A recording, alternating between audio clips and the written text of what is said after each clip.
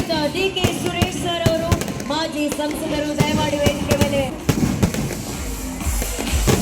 ಶ್ರೀಯುತ ವಿಜಯ್ ದೇವ್ ಅವರು ಪ್ಲೀಸ್ ಕಾರ್ಯಕ್ರಮಕ್ಕೆ ಈ ಒಂದು ವೇದಿಕೆ ಮೇಲೆ ಬರಬೇಕಾಗಿ ಕೋರಿಕೆ.